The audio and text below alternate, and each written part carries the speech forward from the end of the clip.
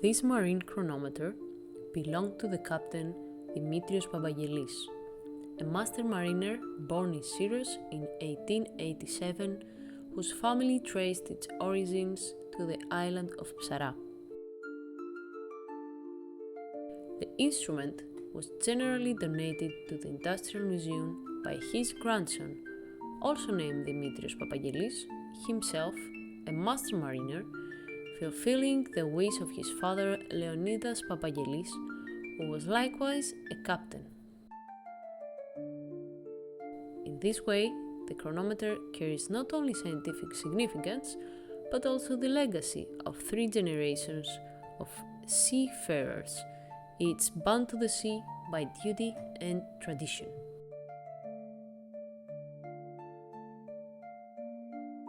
The marine chronometer was among the most important instruments ever carried on a ship. It solved one of the greatest challenges in the history of navigation: how to determine longitude at sea.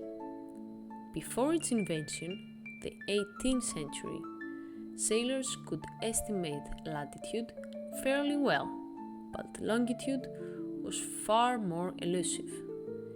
Errors in calculation often led to the shipwrecks, sometimes with tragic consequences.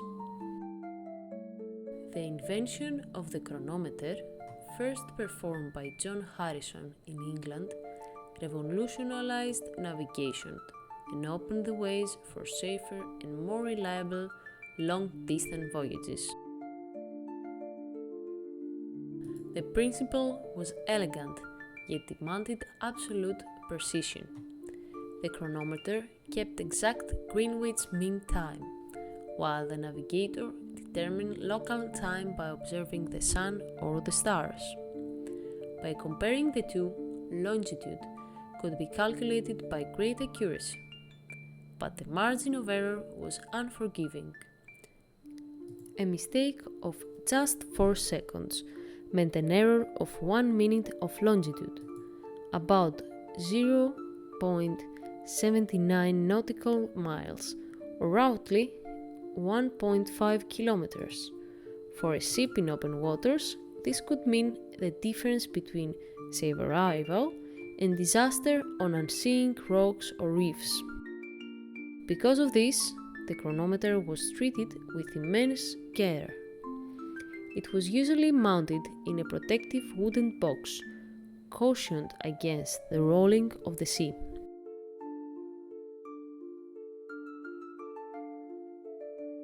The captain or the navigator could wind it at the same time each day, never deviating from routine, and would record its reading in the ship's logbook with meticulous discipline.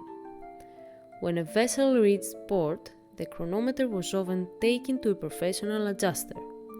Its accuracy was checked against Greenwich time and transmitted by telegraph, and any error was noted on a certificate, so corrections could be applied during navigations. We can imagine Captain Papagelis at his chart table consulting this very instrument, recording its time alongside observations of the sun or constellations, and using these figures to plot the ship's course against and across the Aegean or beyond. The chronometer was not simply a clock. It was the heartbeat of the voyage, a quiet guardian of accuracy in the world where precision meant survival. This particular chronometer also carries a symbolic weight. It embodies the long maritime tradition of Syros, an island whose captains and sailors were famed across Greece and the Mediterranean. From the Papagelis family, it was more than a tool. It was a symbol of responsibility passed from the father to the son, linking 3 generations of mariners. Today, displayed in the museum, it reminds us how science and seafaring came together in small brass instrument.